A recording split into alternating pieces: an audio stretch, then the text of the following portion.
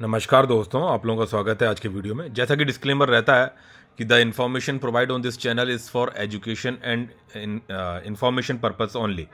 It is not considered to be an advice or recommendation of any kind whatsoever. Investment in stock market is subject to market risk. I am not a SEBI registered advisor. Kindly do your own research and consult your financial advisor before investing. The views shared in this video are for the educational purpose only. तो ये disclaimer रहता ही है हम लोगों के बीच में, और always रहना भी चाहिए, और आप लोगों को अपनी अपनी एनालिसिस करनी चाहिए. आज की बात करूंगा तो देखा होगा कि मार्केट में एज़ यूजुअल जो चीज़ें पहले से चल रही थी, आपने देखा होगा कि सिचुएशन इस तरह की है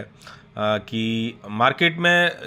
मतलब कोई पॉजिटिविटी नहीं दिख रही है. या तो जो है कि कंसोलिडेशन का लेवल है, या जो कह सकते हो कि गिरावट का लेवल है. और स्पेशली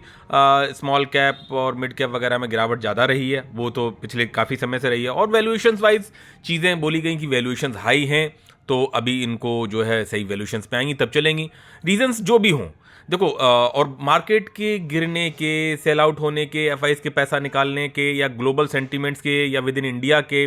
बहुत सारी रीजंस मिल जाएंगी. जब हम कहा जाता है ना कि किसी चीज़ में कमियां ढूंढने पे आएंगे तो मिलेंगी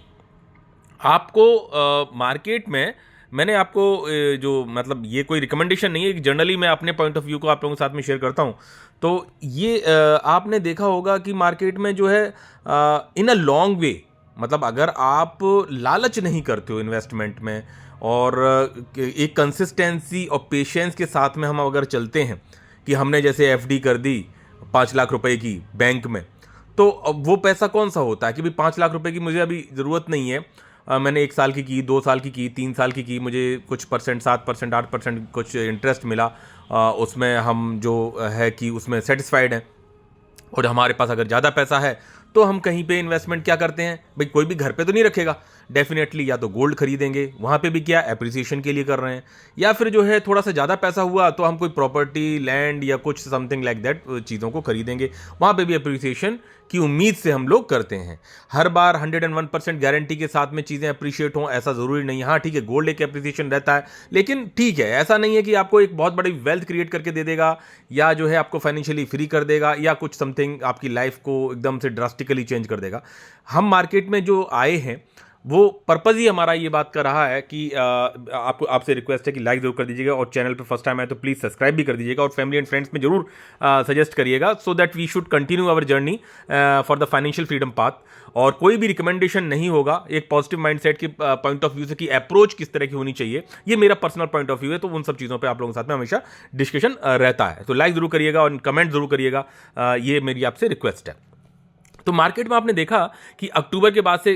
आप हम सब जानते हैं, हम सब देख रहे हैं, एनालिसिस बड़े बड़े हैं, टीवी चैनल्स एंड और रिसर्च एनालिस्ट जो हैं वो सब अपनी चीज़ों को बता रहे हैं. और ज़्यादातर लोगों के साथ में स्पेशली रिटेल क्लास हम लोग जो हैं, जहाँ पे हम लोग 1 लाख 1.5 लाख 2 लाख 3 लाख ऐसे कुछ अपने पैसों को धीरे धीरे करके लगाते हैं, कुछ कहीं लालच में भी लगाते हैं. हमें लगता है कि ये कुबेर का खजाना, बिल्कुल ये कुबेर का खजाना है. बट देखो, मिसलीडिंग कंटेंट भी नहीं, मैं कह रहा हूं कि भाई आपको अपने अप्रोच को ध्यान में रखना चाहिए. और मैंने बोला कि अपने रिस्क प्रोफाइल को बढ़ाना सीखो.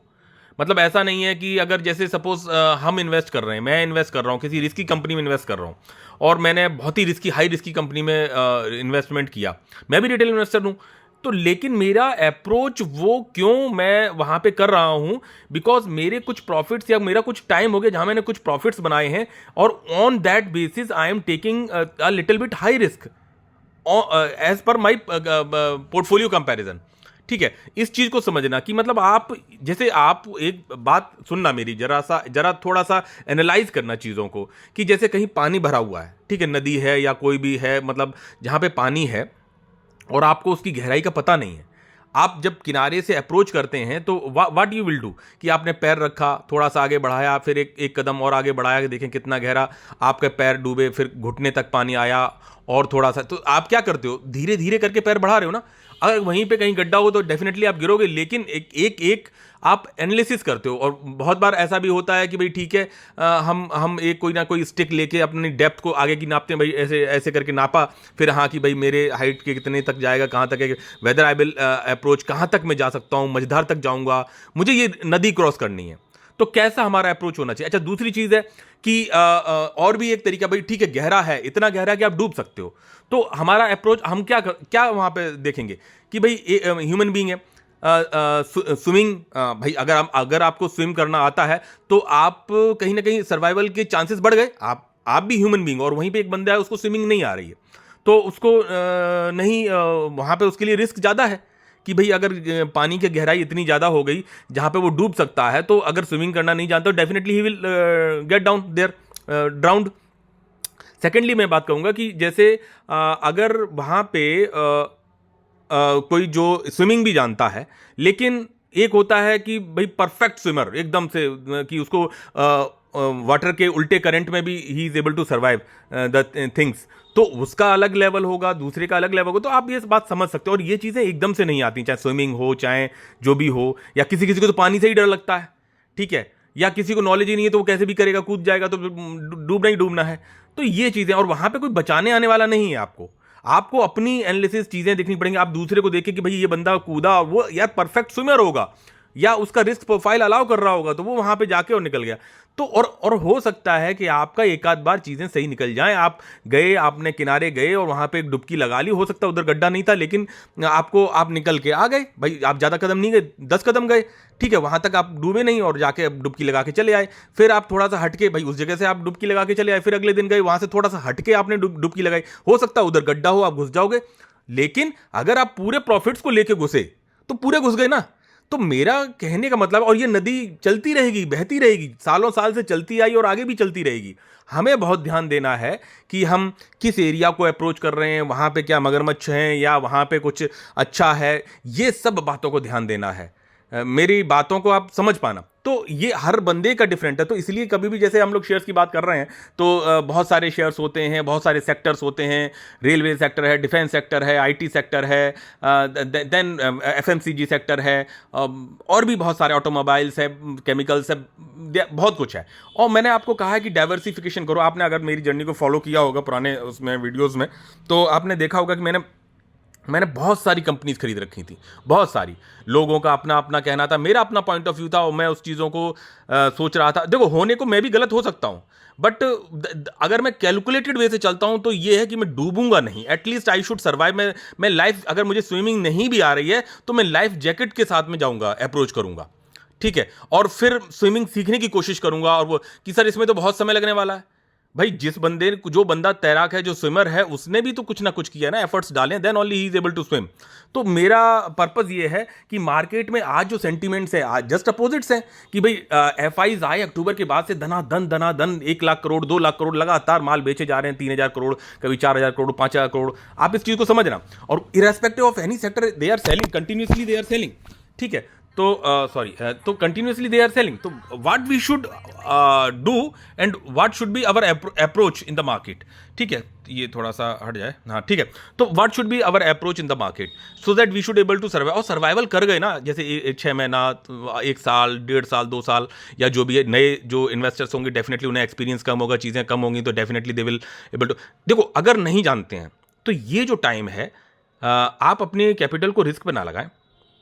आप म्यूचुअल फंड में डाल दो। बिकॉज वहाँ पे मैं कह रहा हूँ फाइनेंशियल सीखने के पॉइंट ऑफ व्यू से, आप म्यूचुअल फंड्स में एसआईपी कर दीजिए, चलने दीजिए। बिकॉज ये जो फेज़ है, इसमें आप आज खरीदोगे, कल आपका 10 का 7 हो जाएगा, ठीक है, आगे बढ़ोगे 7 का 6 हो गया, 5 हो गया, ठीक है। लेकिन डाइवर्सिफिकेशन किया, थोड़ी स्टडी करी, या जो थोड़े से पुराने लोग हैं वो थोड़ा सा कहीं ना कहीं कैपिटल को अपने कह सकते हैं प्रॉफिट्स को थोड़ा बहुत बचा पा रहे हैं। और बड़े लोग जो होते हैं उनका भी प्रॉफिट्स डाउन हो रहे हैं, लेकिन उनको फर्क नहीं पड़ता, क्योंकि वो बहुत बड़े कैपिटल के मालिक हैं। भाई उनके अगर 1-2 हज़ार करोड़ रुपए नीचे हो जा रहे हैं तो उससे कोई कहीं फर्क थोड़ी ना पड़ रहा है, ना उनकी लाइफ स्टाइल में चेंजेस है, ना जीवन में चेंजेस है। आप भी बताओ, आप अगर 2 लाख रुपए पर मंथ की सैलरी कमा रहे हो, अगर आपको 1.5 लाख रुपए पर मंथ कर देंगे तो आपको क्या फर्क पड़ने वाला है? कोई बनी पड़ेगा फर्क, बट ये है कि आप, ऐसा नहीं है कि आप अपने आप को कंजूसी में दबा दोगे, ये करके ऑन द रिस्क, बहुत ही हाई रिस्क पे आप खेलोगे ना, तो चीजें फिर मुश्किल होंगी। इसलिए हमेशा कैलकुलेटेड बढ़ो, और समय होता है भाई, और आपको वो समय देखो देना पड़ेगा। बात करते हैं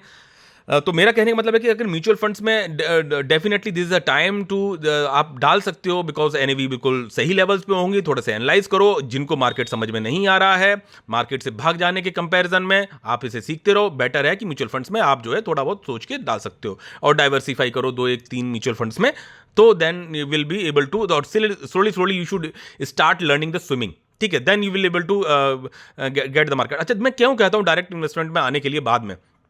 कि जैसे आप सीखेंगे, और आज आप ऐसी कोई सेक्टर नहीं, ऐसी कोई कंपनी नहीं है जिसका कह सकते हैं कि खराब फेस ना आता हो, बस सेफ्टी होनी चाहिए। अभी जैसे बात करी गई, जैसे व्हाट्सएप ग्रुप पे लिंक डिस्क्रिप्शन दे रखा है, वहाँ पे हम लोग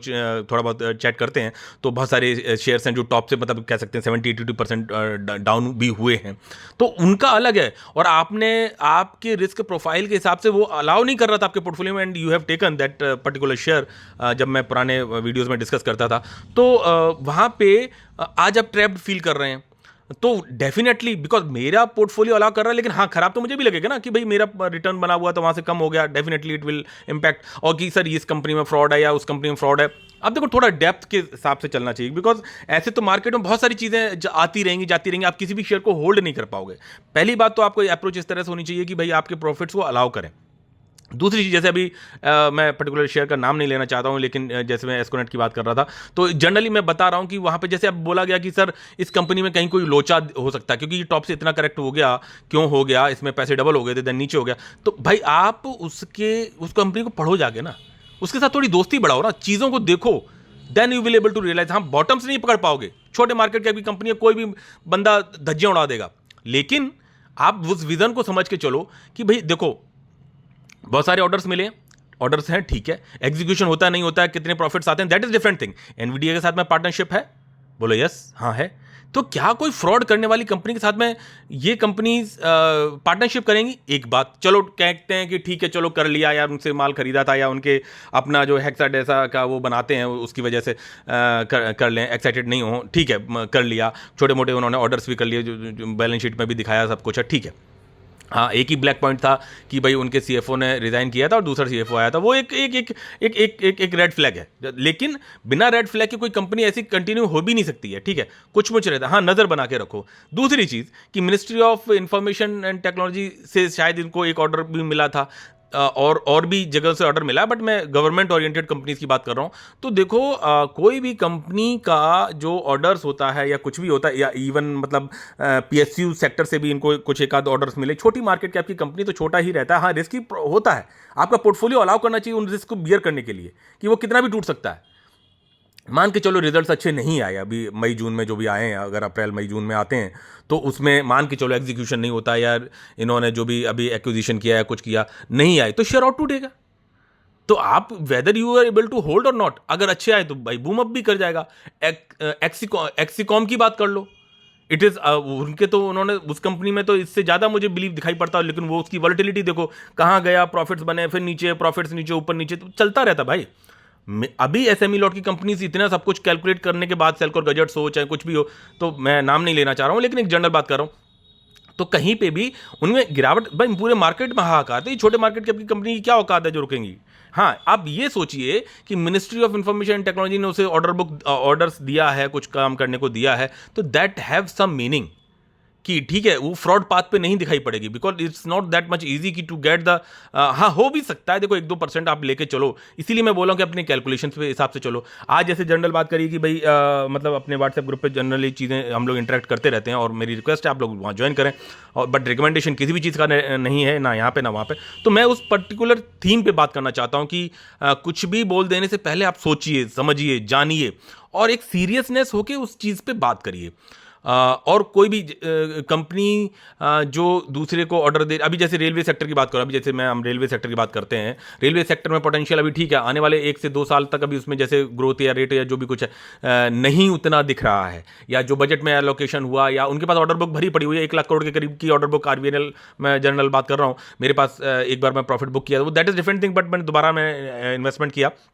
और अभी जितने शेयर्स हैं मेरे उसमें उसमें मैं उससे एलोकेशन डबल तक के लिए एक लंबे समय में, भाई 1 साल 1.5 साल तक भी हो सकता है, 1 साल हो जाए, 6 महीने, 8 साल 10 महीने, मतलब 8 साल कह रहा हूँ, मतलब 8-10 महीने और साल 1.5 साल तक भी उसमें accumulation, that will be a journey to the investment on that particular company, कि भाई ठीक है उसका अभी 2 साल तक मान के चलो, क्यों थोड़ा सा डाउनफॉल, ऑर्डर बुक भरी पड़ी है, सब कुछ अच्छा है, लेकिन रीज़न क्या है कि भाई एक तो डेप्ट बहुत है भाई, इन प्रोजेक्ट्स को कंप्लीट करने के लिए डेप्ट तो होना ही पड़ता है, ठीक है, वो तो है, गवर्नमेंट ओरिएंटेड कंपनी है, ठीक है। दूसरी चीज़ कि अगर वो गिरता है, चीज़ें गिरती हैं कि भाई ठीक है उनकी सेल्स में थोड़ा नेगेटिवनेस आ रहा है या प्रॉफिट ग्रोथ में, मार्जिन में थोड़ा कम आ रहा है, बिकॉज ऑर्डर जो है वो एग्जीक्यूट उस स्पीड से नहीं हो पाएंगे, तो वो मार्जिन कहाँ से निकल के आएगा, एक चीज़। तो this is the time to accumulate for the future point of view से। ये कंपनीज वो कंपनीज हैं जहां पे आप सेफ्टी एंड बैकबोन अपनी भी संभाल सकते। हर कंपनी रिस्क लेवल पे नहीं होता, हर एक का अपने एक टेक्निकलनेस डिफरेंट होता है। तो रेलवे सेक्टर में भी इन्वेस्टमेंट होना चाहिए, डिफेंस में भी होना चाहिए, आईटी में भी होना चाहिए, देन हॉस्पिटल सेक्टर में भी होना चाहिए, एफएमसीजी में भी होना चाहिए। इस तरह से आप डाइवर्स, केमिकल सेक्टर हो या कह सकते हैं कोई भी, आप गोल्ड हो या वट एवर इट इज, तो इस तरह से आप जब ऑटोमोबाइल्स हैं तो उनमें से कोई बेस्ट कंपनीज में धीरे धीरे धीरे धीरे धीरे धीरे फिर भी 10 में से 2-3 चीजें गलत जाएंगी, लेकिन लंबे समय में टिके रहोगे तो बात बनेगी। अब जैसे मैं बात कर रहा था रेलवे सेक्टर की, इस कंपनी की बात कर रहा था, तो इसमें अगर मेरे को 500 मतलब मेरे को 1000 शेयर लेने हैं या जो भी उसका प्राइस, उस रेशियो के हिसाब से भी बताइए एक अमाउंट की बात होती है, तो 50% of the amount will be, ठीक है मैं जो प्राइस टॉप से करेक्टेड हो then only I am approaching the company, ठीक है मैंने जो लिया उससे वहाँ पॉजिटिव भी गई, फिर नेगेटिव आई, या इस बजट में जो उसे अलोकेशन मिला 3 लाख करोड़ का सोच रहे थे बट नहीं मिला उतना, 2.8 समथिंग कुछ मिला या 2.6 समथिंग, तो ठीक है, या उस कंपनी के पर्टिकुलर जो ऑर्डर्स हैं that will not able to execute with in this financial year और next financial year as per there, कह सकते हैं कि जो आउटलुक दिया है उनके बोर्ड ऑफ डायरेक्टर्स ने या जो भी कुछ है, तो this is the time to execute, to accumulate the shares slowly in a long way, so that वो पर्टिकुलर क्वांटिटी, क्योंकि आपको पता नहीं बॉटम कहां तक टूटेगा, तो वहां पे लिया, फिर थोड़ा टूटा, फिर एक लिया, अगले महीने से लिया, फिर थोड़ा सा लिया, do an SIP, and once you are able to achieve your maximum quantity जो कि आपके पोर्टफोलियो को अलाउ कर रही है, that will do a magic when things will be changed. ऐसा नहीं है, देखो रेलवे ऑर्डर बुक आ रही है, चलो ठीक है, बजट हर साल आना है, every year the railway budget will come, ठीक है, ऐसा नहीं कि इस बार नहीं, इस बार कम दिया तो अगली बार नहीं देंगे, या ट्रंप जो है 4 साल के लिए आए हुए हैं, वो ट्रेड वॉर चलते हैं, उसकी वजह से कोई प्रॉब्लम होती, not only this sector, other sectors में भी, तो क्या दैट विल बी कंटिन्यू, वो रहेगा तो रहेगा 1 अप्रैल से वो चीजें, अगर टैरिफ्स लग रहे हैं, चीजें हो रही हैं, बैलेंस शीट कम, कह सकते हैं प्रॉफिट्स कम आ रहे हैं, फ्रॉड तो नहीं कर रही ना, आप कंपनी के फ्रॉड से बचिए, उसके पैरामीटर्स फंडामेंटल्स हमने देखे, उसके फ्रॉड से बचिए, आप बिल्कुल एग्जैक्टली बॉटम पे पकड़ेंगे, हाई पे बेचेंगे, ऐसा आप 1 बार करेंगे, 2 बार करेंगे, 3 बार करेंगे, चौथी बार फंसेंगे आप, irrespective of any sector brother. तो we should have the approach, वो गोल्डन अप्रोच आप समझना है, सीखना चाहिए, ओपनली नहीं बोल सकता हूं, लेकिन आपको इन चीजों पे ध्यान देना चाहिए, ठीक है। तो यहां पे देख सकते हो मार्केट में गिरावट एज यूजुअल जो चीजें चल रही हैं, और this is the time to slowly, because हमें टाइम नहीं करना, हो सकता है आप बोला जाता है कि भाई मार्केट हो सकता है 21,700 पे जाए या कितने पे जाए, ठीक है, लेट इट कम, लेट अभी नहीं आया क्या, 26,000 से 22,000 समथिंग कितना दिखा रहा है, 26,000, क्या आप 26,000 के टाइम पे थे, नहीं थे भाई, आज ये 22,700 के करीबन आ गया, ठीक है, तो ऊपर से 26,000 से 22,700 आया कि नहीं आया है, तो आया है, तो 22,700 से 21,700 जाएगा, जा सकता है यार, बट हमें जो शेयर्स मिलेंगे, हमें जो अगली सैलरी मिलेगी, हम जो इन्वेस्टमेंट करेंगे अपनी स्टडीज के हिसाब से, भाई ठीक है, रेलवे में मान के चलो आगे 2 साल तक पैसा नहीं बनने वाला, मान के चलो, तो उन 2 सालों में मेरा एक्यूमुलेशन होगा स्लोली भाई, जब भी डिप मारेगा ड्यू टू एनी रीजंस, बोले ठीक है यार एक शेयर ले लिया, फिर एक शेयर एवरेज कर लिया, फिर भाई आप लंबे समय में ये आपको फ्रॉड करके जीरो कर देगी। आप अगर ऐसा सोच के चलते हो तो फिर मार्केट में जाने की जरूरत नहीं है, डिफेंस सेक्टर है एंड ऑल, तो आपको वैल्यूएशन भी थोड़ा थोड़ा ट्राई करने की कोशिश करनी है और एक्यूमुलेशन करने की कोशिश करनी है, और कोई ना कोई ऐसा नहीं है कि सभी सेक्टर्स पूरा मार्केट आपको नीचे लेके जाए। मैं आपको अपने प्रॉफिट्स के बारे में जनरली डिस्कस किया कि गिरावट के बाद भी चीज़ें मतलब जो है फ्रूटफुल है, मैं ओपनली यहाँ पे नहीं दिखा सकता, तो इन जनरल मैं बात बता रहा हूँ। और देख सकते हो इररिस्पेक्टिव ऑफ एनी सेक्टर, भाई ठीक है, अगर global sentiments due to tariff war and all, बहुत सारे रीजंस मिल जाएंगे, उनकी वजह से कॉम्प्लिकेशंस आते हैं, तो this is the golden time to invest slowly, because आपकी सैलरी आपको एक महीने में लगातार एक साथ नहीं मिल जाएगी, that will on a monthly basis, and the things जब तक रन हो रही है ऑन दीज प्लेटफॉर्म्स, और आप फंडामेंटली स्ट्रॉन्ग कंपनीज को धीरे धीरे गुल्लक में जिस तरह से कॉइन्स डालते हैं, we are able to collect the shares in different era and different sectors and different companies जहां पे वो फंडामेंटली स्ट्रॉन्ग है, तो then we will do the wonders after 1 or 2 years, अगर ये चीज़ें इस तरह से चलती हैं। And that time you will realise कि यार मैंने गलती की, मैंने पोजिशनल ट्रेड कर लिया, छोटा मोटा चलता है यार, but you have to be very serious, और रिस्क प्रोफाइल को बहुत ध्यान में रखिए। ऐसा नहीं है कि इस पोर्टफोलियो में आपके रिटर्न्स बने नहीं, आप नए नए आए हो और आप जो है सीधी SME lot and something like that companies में आप कूदे पड़े हो, तो that is the grave to you to invest in the market, ठीक है, वो आपके लिए अपनी कब्र खोदने के बराबर होगा। तो ठीक है, तो ये चीज़ें यहाँ देख सकते हो, इसमें गिरावट है, ठीक है। आगे बात करेंगे तो then you are able to know that ठीक है, इतने शेयर्स ग्रीन में दिखाई पड़े हैं, बाकी ये हैं ओके। देन यहाँ पे एज यूजुअल चल रहा है, देखो इनका लगातार सेल ही तो कर रहे हैं डेली, कभी 3,000, 3,500, 4,000, 4,500, 7,000 करोड़ ये सेलिंग कर रहे हैं। ये अपने इंडिया का तो पैसा ही लग रहा है, ठीक है, इन्होंने 2,800 करोड़ की बाइंग कर पाई, कल यहाँ पे इन्होंने भी उतना ही सेल किया, फिर इन्होंने कर पाई। धीरे धीरे ये अपने अब निर्मला सीतारमण मैडम का कहना है, अपनी फाइनेंस मिनिस्टर की, भाई उनको प्रॉफिट बुकिंग कर रहे हैं, सब कुछ है, DIs भी करते हैं, ये भी करते हैं, बोले हम क्यों नहीं करें यार, हमारे इनके अरबों रुपए लगे होते हैं यार, वहाँ पैसा बनता है, इधर से जाएंगे उधर इनका, और चीज़ें रहती हैं इनके ऊपर, तो टर्म्स एंड कंडीशंस भी रहते हैं कि भाई जिनके प्रॉफिट्स में आई, जहाँ से ये पैसा लेके आते हैं उन्होंने वापस मांगा, then you should go for that, वापस जाएगा। तो ये सब चीज़ें रहती हैं, तो बहुत सारे रीजंस रहते हैं, हम अपने हिसाब से चलेंगे, हमें वो पैसा लगाना होता है जिसकी हमें नियर बाई फ्यूचर में जरूरत नहीं होती है, तो ये बातें होती हैं। बहुत सारी चीज़ें आपको देखो दिखाई, मार्केट की गिरावट को मैंने बहुत बार आपको दिखाया कि कभी कभी किसी भी रीजन से गिरावट हुई हो मार्केट में, that will definitely go back on that levels and all time high पे जाएगा, स्पेशली इंडियन मार्केट में, तो मैं कम से कम ये बात कह ही सकता हूँ, ठीक है। तो रिकमेंडेशन किसी चीज़ का नहीं है, ये मेरे पॉइंट ऑफ व्यू अपने हैं,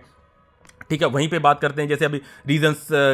गिरावट के रीजंस को अगर मतलब कह दिया जाएगा तो बहुत सारे रीजंस मिल जाएंगे, वही सब चीज़ें रिपीटेडली कहीं, यानी 5 reasons of stock market fell on Friday, ये तो मतलब फ्राइडे का जैसे बताया कि मार्केट ओवरव्यू क्या है, कि कहाँ तक 22,000 देख सकते हो, 22,700 पे ये टच कर गया level, the Sensex lost over the 600 points, ये वो क्लोज इतने पे हुआ, ये हुआ, ठीक है। अगर इस तरह की सिचुएशन है तो दैट मे बी बोला कि due to tariff in the pharma impact हो जाएगा, IT इम्पैक्ट हो जाएगा, रियल एस्टेट इम्पैक्ट होगा, वगैरह वगैरह, बहुत सारे स्टॉक्स का इन्होंने बोला इन सेक्टर्स में थोड़ा दिक्कत हो गया। ट्रंप भाई अपना Trump's tariff warning shakes investors confidence, ठीक है। तो आप टाइम